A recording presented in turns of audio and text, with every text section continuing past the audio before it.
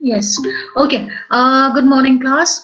Now, as I was telling you beforehand today, so let me just start today's class with a little briefing on what had happened in the meeting that we had, and your CR was there. Definitely, she's made you all aware of it. You are going to have your final exams, right? So either in July or in August, but we really do not know. We'll get to know more about it towards the end of this month.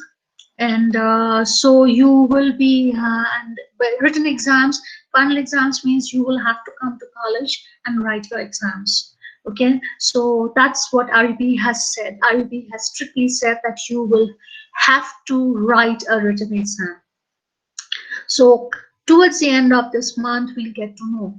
And I'll finish your syllabus like today's class. Today is the 11th, 18th. Next Thursday, I will finish your syllabus. And what has to be done is today's class and Thursday 18th class, the class activity that you have, that'll be marked. Today's activity is marked out of 5. Thursdays and 18th, I'll tell you how much marks is there for the class activity. And the last class that we have for this month, that is 25th of June, is where you're going to have a revision test on the entire syllabus. Everyone has to get ready, start preparing for your final exams. Whatever doubts, queries you have, you will have to let me know. Okay, either through the discussion that we have, that's when we are having on the 25th, when we have the discussion, that's when you can tell me, or you can tell me also personally through the messenger, that's also there, or in the group chat, anything, that's perfectly okay, but you will have to start working on it. And your paper will be application based paper, not definition and characteristics. That's not going to come for you. It's on the same line as you are doing your assessments, all your assessments that has been done till date, and whatever you're going to do, it's similar things will happen where you will have full application based. So you have to come up with your ideas, how you are defending yourself, what you're thinking. That's what we are trying to look into it. And the final exam paper is, there are 4 sections who are writing this exam. BCom Accounts, BCom Finance, that's your class. BBA General Marketing, and C students. So there are 4 classes. Okay, and we have 3 faculty members who are taking this class, so your paper will be cross-graded. All the 3 faculty will be checking all the papers. We're going to check everyone's paper. It's just not me. So be in a position that when you're writing your exams, that whatever marks I will give, others should be also able to give the same marks. So you have to, for that, you have to write properly and not write rubbish. And you have to finish your answer paper, because in the mid-semester review analysis, when we had the review assessment, couple of you did not finish your paper. You have to do it at any cost. Otherwise, it will be difficult for me to help you out in any way. Okay, and you have to follow my instructions, whatever instruction I will be giving you, am giving you, and will be giving you.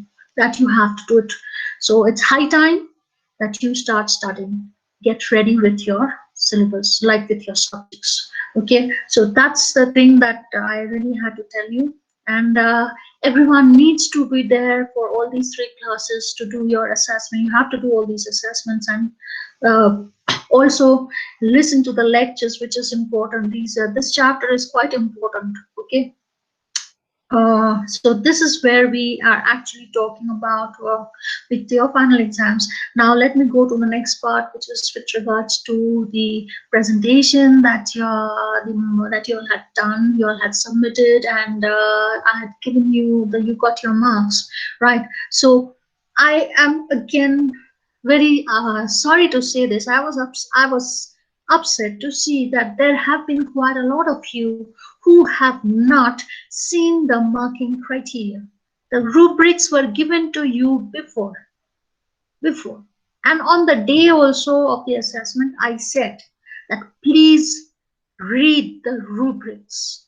See it carefully. What are the rubrics based on which you will be graded? Those who have seen it, done it, got the marks. Those who have not seen it have lost marks.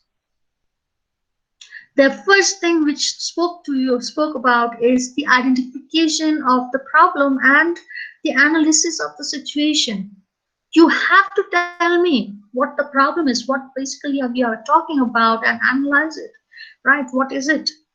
Like some of you, those who've done it correctly, identified and analyzed, have got it. Some of you have just identified the problem and left it there. You lost marks.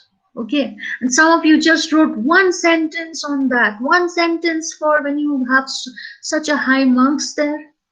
Does it really work?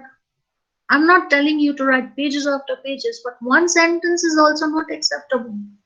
That you have to be very careful with it.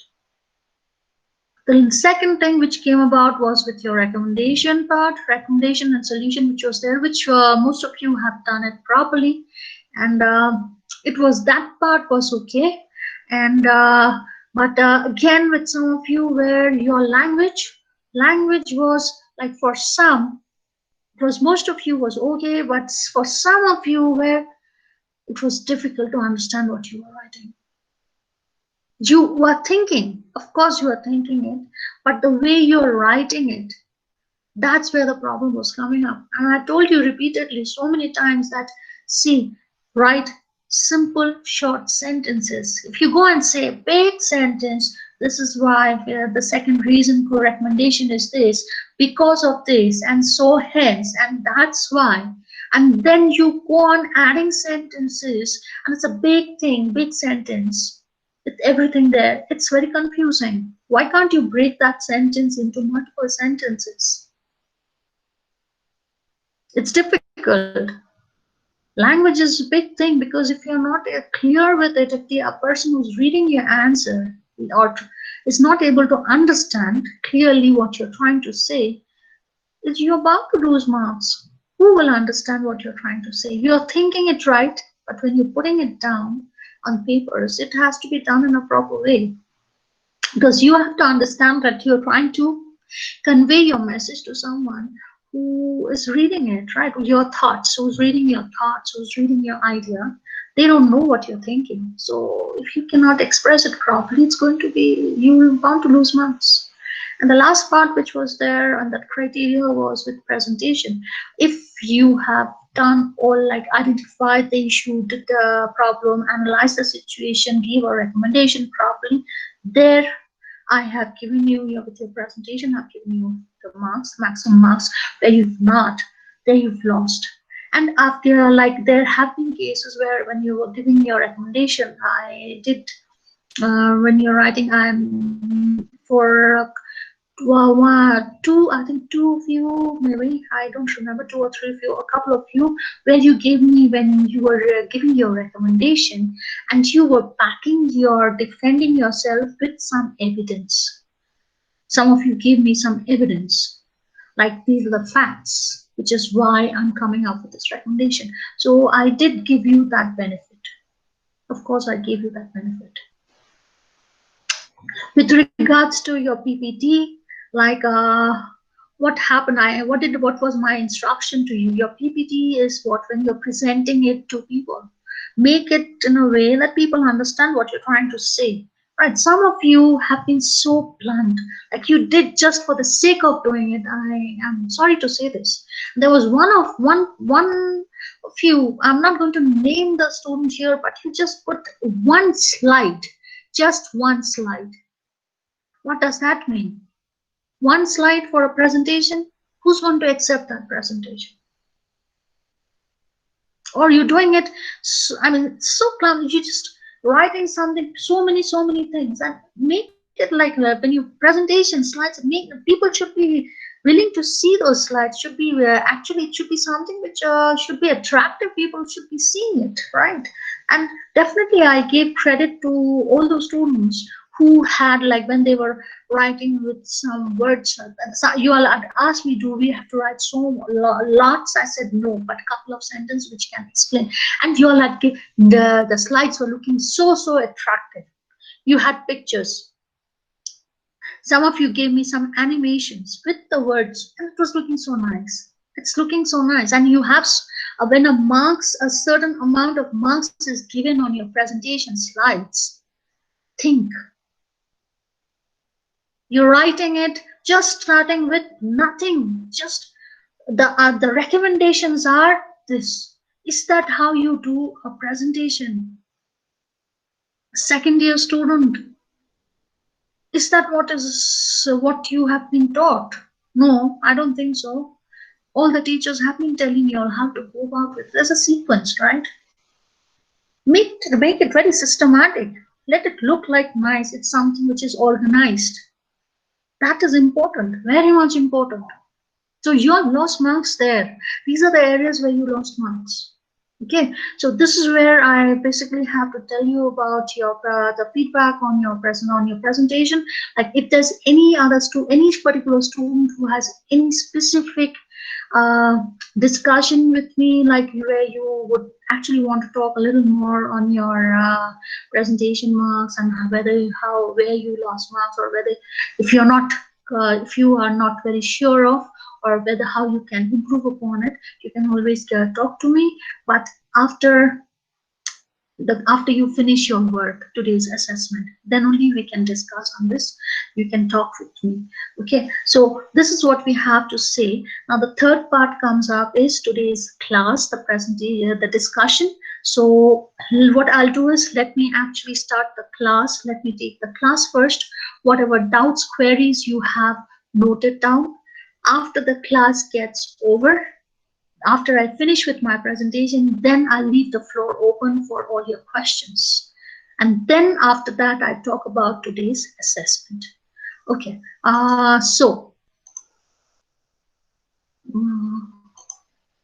right. So we're going to talk today. We start our class today with the politics of change. Like we had been talking about, like in the last class, where we did talk about changes that's happening and resistance to change, right? Why people resist, and the change, what can be done, and how we can solve the problems. We've been talking about it. And so today, where we are going to talk about, we start today's class with the politics of change. The politics means the inside story, what happens, when changes come up, and who actually does that, which is more effective. So that's what we talk of, the politics of change. Now, when changes happen, if the change comes from an external source, it's much more effective as compared to an internal source. If it's new employees who are new to the organization coming up, or some external stakeholders, or if there are managers who are outside the main structure, could be they are managers like from another organization with whom you're doing your business. So if that's coming, someone who's responsible for bringing in change, but who are not part of the organization, who are new to the organization, then it becomes more effective. Now, why am I saying this? Because when we talk of internal changes, if the changes are coming from internal people who are already there, then the problem is there that there's a problem of losing your status in the organization, because everyone may not like it, or some may like it, or nobody may like it, and your position goes down. So that threat of your position going down is always there. That's why internal change doesn't take place so drastically as compared to an external change. Okay, now what also happens is, like if you say, well, when we are talking of politics, we are talking of the power holders, people who are there at the top. They're already there. They don't want to lose their status. They don't want to lose their position. They don't want to lose their power. So they bring in change, but not a drastic change. Gradually, slowly. That's what we say incremental, in bits, slowly, so that they do not lose their position, they have to maintain their power, they still have their status. And when there is the struggle of power happens at the top level, like when two persons who are equally qualified are sitting there, they're trying to assert themselves as to who's more efficient, who's more dominant, who's more powerful. That happens within themselves, and ego clashes happen when you are at the same position, when you're going for the same objective. So you have your own clashes happening. So that also the result of those ego clash, the struggle, as we say, power struggle, also helps an organization to decide the type of change that happens and the speed or the rate at which the change happens. Like whoever is taking over depends. If someone is better, the quality of change will be much better, and the rate of the speed at which the change happens would be much more effective, because a person is more capable. And just the opposite happens if the person is not capable.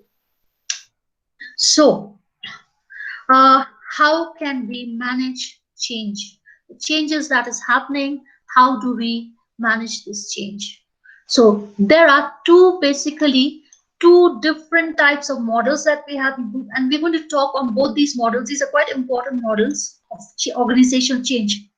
The first one is Levin's three-stage or three-step model. Okay, so what Levin had to say, Kurt Levin had to say that when an organization who has been able to successfully implement the change, they undergo three stages: unfreezing, movement, and refreezing. Unfreezing, when we say, that's basically like when there is a change in the existing situation, there is an existing stability in the organization. When a change happens, why does this change happen? This change is happening, there's a need for it because there is pressure from individuals. Why do you have to change the existing structure? Because you want to bring about with a new change, a new project, new idea, and there are people who are resisting. In order to overcome the resistance, so you need to change the existing structure. That's why this unfreezing means to start changing the existing structure, make it unstable. So that's unfreezing. Now, after that happens, when you start changing the existing structure, there's a huge lot of changes that happens in the organization. A huge drastic transformation happens from the existing situation to the desired situation. That change happens. That after that happens and you reach the desired level, then you have refreezing or back to stability, and you start coming to a new equilibrium situation. Now, how is this possible? This is possible when there is a balance between all those factors which are actually for driving you or forcing you in a positive way to go for that change, and a group of factors which are actually preventing you or restraining you from actually going for that change. So that balance has to happen, and then you reach this stage.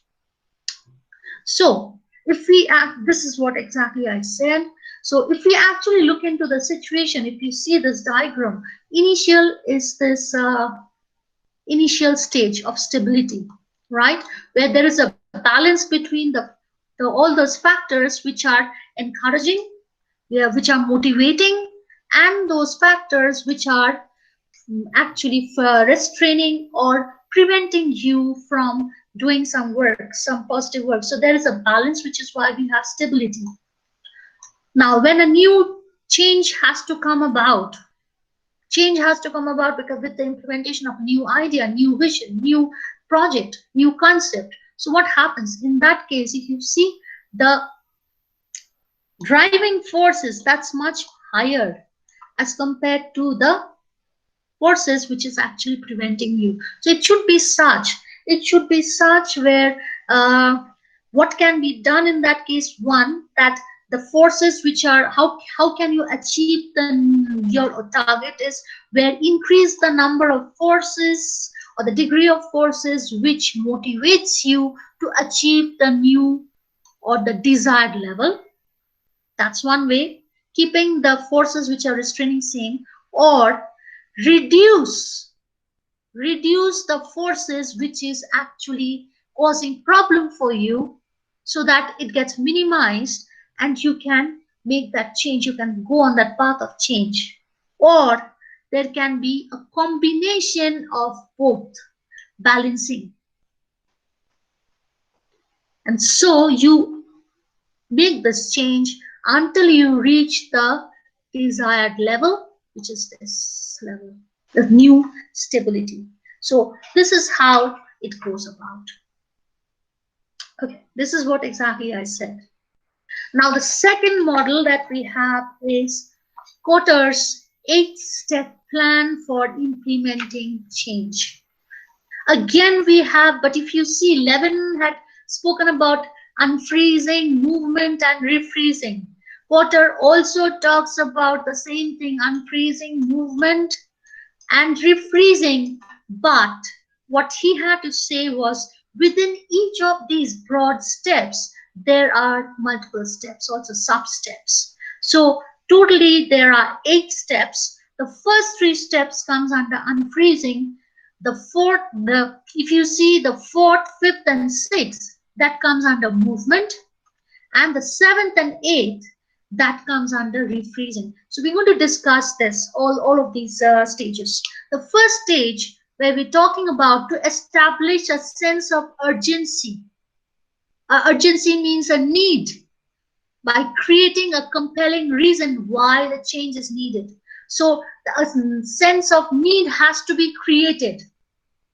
Why change is needed, how, but with the reason, you have to give a reason which is really, which people are going to get really convinced about. How do you do this? So what has to be done? Why do we need to change? We can have to look into it. For an organization, the management has to see what are the potential threats that's up there, that's coming about in the near future. And so accordingly, a change has to be made. Everyone wants that change, because the threats which is there, if we do not take actions now, it will be a problem later on. So that can be one thing. Second that comes up is, what are the potential opportunities that's coming? Need to capitalize, because you have to grow, expand your business. That's important. The third that comes up is, what happens? You have your vision, a vision which is there, which has to be made into a reality. People have to understand. You think vision is where you see your organization 10 years down the line. So what has to be done is, you need to have a talk, have to make your stakeholders understand the vision, where and what has to be done, what changes has to be brought up, what initiatives has to be done to achieve that vision. So have to have a talk with all the respective stakeholders to raise your concerns, that see, this is what we are thinking of, this is what we are looking forward, and so we need to bring about a change, so that the stakeholders do get to know about it, have an open discussion about it.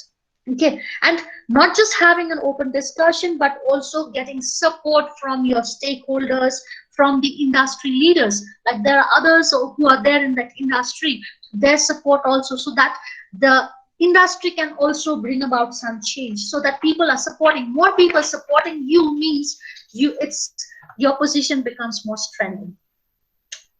The second step is to form a coalition with enough power to lead the change. Now, you have already spoken, discussed about the change, why you need the change, but you need to have support. You cannot work by yourself. So what has to be done? You need to identify who are the main stakeholders, who are the stakeholders in the organizations.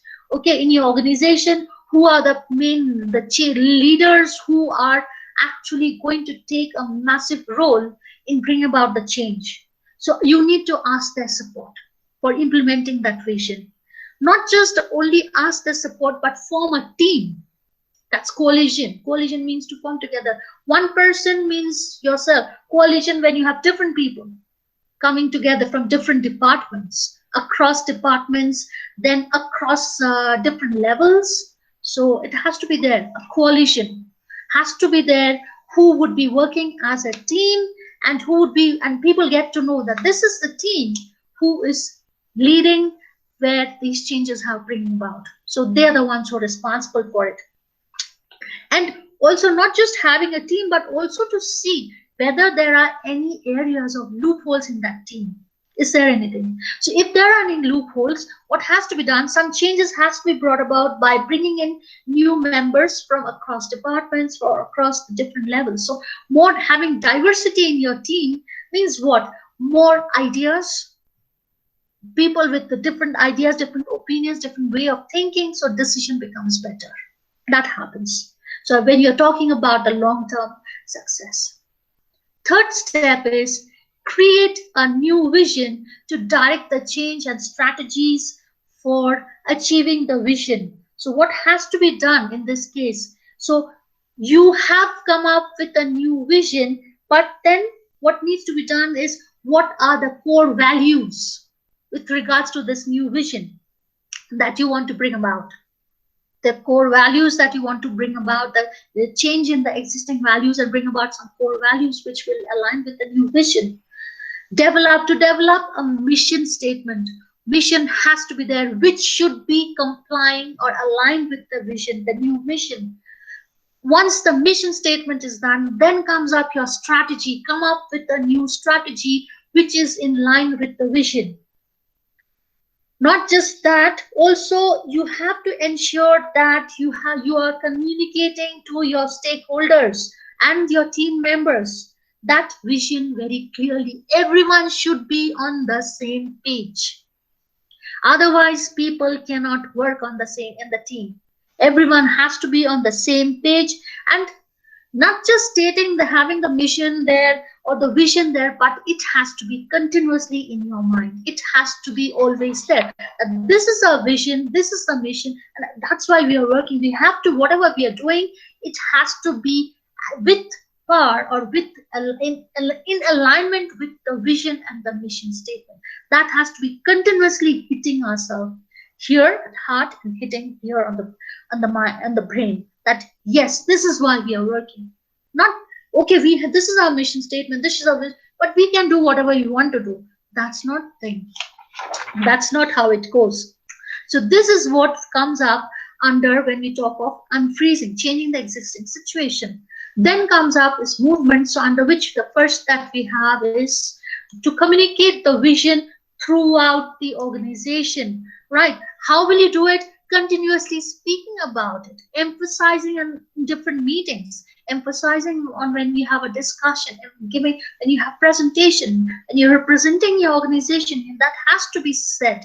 Anyway, like this is what the vision is, everyone, so that everyone gets, is when nobody forgets, it's always there in the mind. People are on the same page. Okay, and what happens is like whatever work is being done, if it's constantly being hit in our mind, in our head, like this is the vision. So whatever work we do has to be in line, keeping in mind the vision. That has to be there. Every single person has to do that work, keeping in mind that this is in line with the vision. So that what happens, if we are doing a work, by any chance someone is doing a work which is in clashing with the vision, so you can actually say, this is contradicting the vision. This is something which we do not and will not accept in the organization. So that has to be there. All the work that you do, like your operations, your say, let's talking about your purchasing, your feedback system, the logistics, the transportation, when we talk of international business of the organization, whatever you do, or your marketing strategy, your HR strategy, that has to be in line with the vision. All the activities that is being planned, that's where we are talking of planning. Planning has to be in line with the vision. Okay. Now, what also happens is like, what happens like when you are actually talking about the vision? So it also tells us, the new vision tells us what? That why are we having this new vision? Because this was a previous situation, condition of the organization, which was not in a good position. We want to move ahead. We want to move ahead, be up there at the top. This is the result. That's why, and that's why we want this. We are having this vision, which would help us to achieve the desired target. So that comparison between the previous situation and the future situation, that comparison should be done with the help of the vision. Okay, and obviously there are people who are going to resist you. They're going to tell no. So they're anxious, anxiety is coming up. So you have to resolve their problem. Say for instance, like if like I was talking, like if you have robots doing the work, right? Robots are doing your work, then what happens? That there's a tendency like people are going to get afraid that their jobs are at stake. So that anxiety. But why are you having robots doing it? What's the need for it? You have to tell those who are worried that it's going to make your work easier. It's going to improve your skills. You're going to operate the robots. Robot doesn't operate by themselves. It has to be programmed. It has to be operated. Command has to be given. You're going to do that. Instead of you taking that huge load on your shoulders, the robots will do, but you will give the command. So that anxiety of losing a job, anxiety that the employees can become unskilled, that needs to be sorted out. You have to address those issues. Okay, the next comes up, the fifth one is empower others to act on the vision by removing barriers to change and encouraging risk-taking and creative problem. So how would you remove the obstacles? How would you remove obstacles, and how would you encourage taking risk and come up with solutions which would help in solving the problems in a unique way? One is, where you have to have, you cannot do it by yourself, so you need to find people in the industry who would be supporting your idea of change, right? And convince them also. You need your help, because why are we talking of industry today? A firm is part of an industry, and every industry has their own rules and regulations. So to bring about, if you want to bring about a change, industry rules, that the rules and regulations for that industry also has to support you. So you have to convince someone who would help you. That's one thing. Second that comes up is like when you're talking of your organization, you need to have the right kind of organizational structure. The right kind of organizational structure should be there, which would actually help you, which would be compatible with the change that you're bringing in, which would help you to take the risk. Previous structure is incompatible. It's old-fashioned. It's obsolete today. If you have that old structure, you cannot bring in that risk. You cannot take risk. You cannot come up with some innovative solutions. You have to change the structure, which would be aligned with the risk that you want to take, with the solutions that you want to come up with. Okay. Also, you need to actually see who are the people who are creating problem for you most, and take actions. Proactive actions. Proactive actions means taking actions beforehand, because when you are actually planning out the situation, the new change, you know that there are people who can resist, or the type of resistance that can come up. What actions will you take? So take those actions, plan it out beforehand, and not wait for the problems to come up, not wait for people to resist. So if you take actions beforehand, then the problem of the people resisting will not be there, because you're addressing them, you're telling them like these are the actions that's going to be taken, and these are the things that's going to be done. So people's fear, anxiety goes away. They do not start protesting. Okay, and not just that, that's one thing. Those who are willing to take that risk, those who are really supporting your change, those who are really doing an effective work in your team to bring about that change, you need to recognize them work and actually also reward them.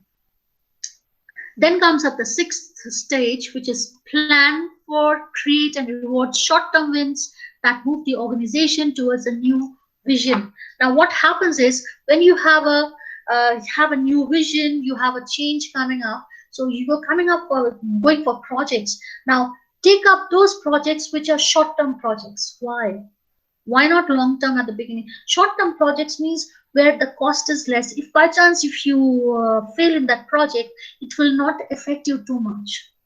Short term projects where you do not have many competitors, and you can try it out using your new strategy, new organization, with the help of new organizational structure, and implement it to see how far you are successful. If you are successful, that gives you a motivation that encourages you to go for a long term project, because these short term projects have been successful using the same strategy. That helps you. So that's the first thing. And also what happens is when you're selecting the project, select project very carefully. You know why? Because if you do not select projects carefully, then what happens? If there is if you fail at the fail with your goals, that can really be a demotivating factor. So not just starting with a small project and then going to a bigger project, but also selecting the right kind of project. That is also important. You cannot just blame, oh, the my organizational structure is wrong, the strategy is wrong, I do not have the right kind of people, my vision is there but it cannot be materialized. No, fault is yours, you did not choose the right project. That is important. Okay, and reward people who are there in your team, who are actually putting in that effort to achieve that target. Recognize them. Okay, so these three, like step 4, 5, 6, is where we are talking of the movement, the transition taking place, and the last two stages where we reach, where we are bring about a stability in the new equilibrium position. So consolidate improvements, reassess changes, and make necessary adjustments in the new programs. So you need to actually see, once you've achieved your achieved your target, so you have to do a proper analysis of the progress, how much you have progressed, are there any scope for improvement. That has to be there. If it had been really successful, that success stories has to be said, has to be spread out, people get to know about it. Okay, so you need to find out who are who identify people who have been responsible for this. Recognize this. So it's coming up with the strengths. What were your strengths? Who were your main persons? Who were your strengths in that in achieving your objectives? So create opportunities for them. Create more opportunities, because that would help, because you know if you create more opportunities, they're going to perform, they're again going to deliver. So that's also one way of recognizing their contribution that's there. And not just doing that, but also talking about their achievements, preserve. That's what we say, legacy. Like what happens, they become role model. Legacy is role model for the other employees, for the new employees. That's when they come, new employees coming for orientation. When they have the employee orientation, you can say, you know, these were our employees, they have been really doing well when we brought about change, these were the things that they've done, and we want you to perform like them or become better like them. So legacy, they leave behind their legacy. Legacy is the achievements. So they become role models. That needs to be done. Okay, right. And when we also talk about on this change, we actually have to see, like, identify what went wrong, why those things went wrong, what can be brought about, what changes can be brought about. So if needed, bring about new agents, new stakeholders, more additional influential stakeholders who would be able to consolidate your positions, who would be able to improve upon your situations. And the last that comes up is to reinforce the changes by demonstrating the relationship between new behaviors and organizational success. So along with also telling the in recognizing people about their success, and talking about their success stories to the others, which would actually be a source of motivation for them. So what also needs to be done is like the core values that you have actually come up here, right? When you're talking about the core values, when we say create a new vision, when we are saying, so we're coming up with the core values. That core values, the new values that's there, that needs to be instilled, very much instilled amongst the new employees. How that can be done through the employee orientation program. That these are our values, core values. These are the new change. We've come up through a lot of changes, and this is where we stand. This is our values today. And you also have to imbibe on it.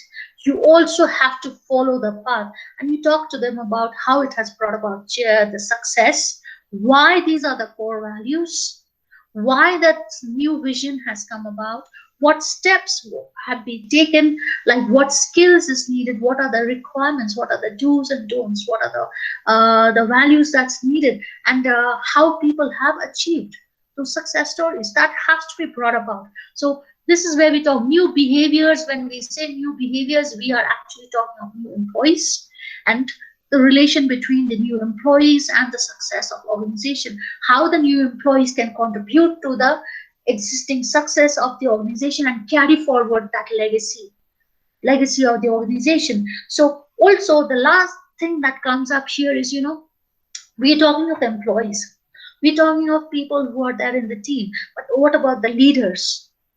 With new leaders coming in, there are new success stories. They're bringing in new skills, new ideas, new way of thinking.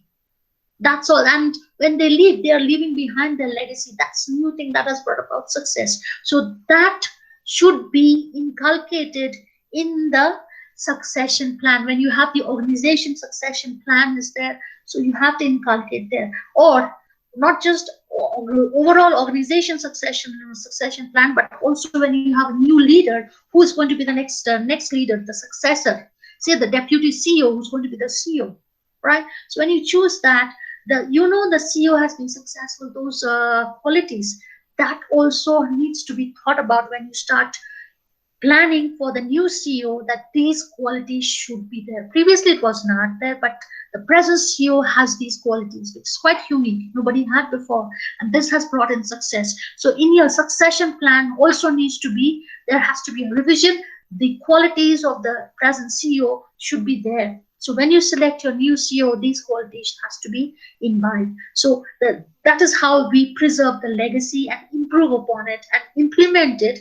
Why do we have to do that at the first? And it has to be done because so that the organization is unique. Those legacies, those leadership qualities belongs only to your organization. It's unique. Let nobody else actually take that, because your competitors are there. They are seeing your CEO is so effective. They've seen their qualities. They may also want to include in their succession plan, and they claim that that's their own. So in order to avoid that, in order to prevent the fact that someone else takes the credit, you should take that step initially, capitalize on that positive thing at the very beginning by incorporating those features in your existing succession plan, and to continue with the legacy and preserve and say this is our things, not anyone else's. So that's all that we have with the quotas plan, and this is how the stability is brought about. Once again, the equilibrium situation, right? So this is all that we have for today's class. Now what I'll do is I'll actually start opening the floor for you. uh, Wait. Okay. Right. So, yes, I leave the floor open for you with any questions. Whoever has any questions, doubts, clarifications, tell me. Is there anything that you want a clarification? What is it? Anyone has any questions? No, no questions. Okay. Uh, that's from Jigme. But others?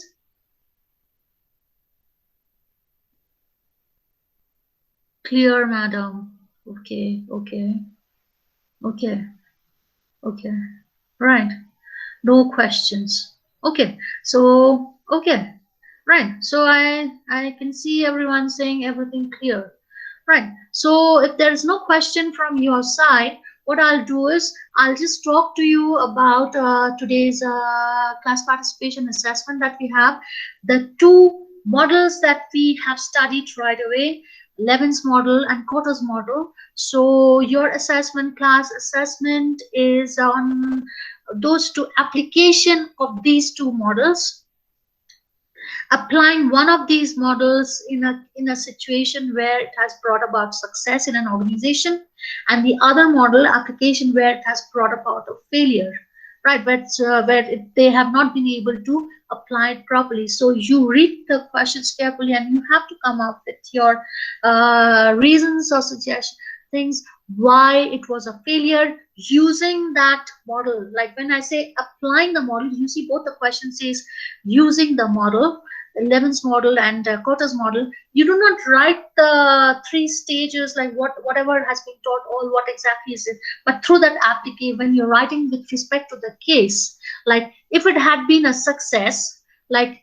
each stage, like how it has been the unfreezing stage, how it was a success, the movement, how it was a success, refreezing, how it was a success. That's for Levin's. Now, Kotter's model, there are 8 stages. So taking up each stage, you have to say, like, if it is a failure, why it was a failure in that stage, what happened, second stage, third stage, and that's why the organization failed. So this is how you have to write it. Not, you do not write the model as such, but take the organization, take the case, and identify the success or failure for each stages. And that's how you're going to write it.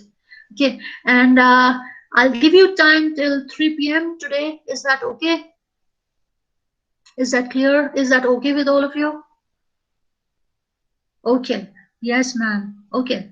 So yes, if I that's what we have. So I'll stop my class today here, and you all go back, go to the main page of your Google Classroom, the stream page. You'll see it, and start working on your uh, with your assessment for today, and I'll see you in class next week. Okay. Okay, so that's all that we have for today. Okay, thank you.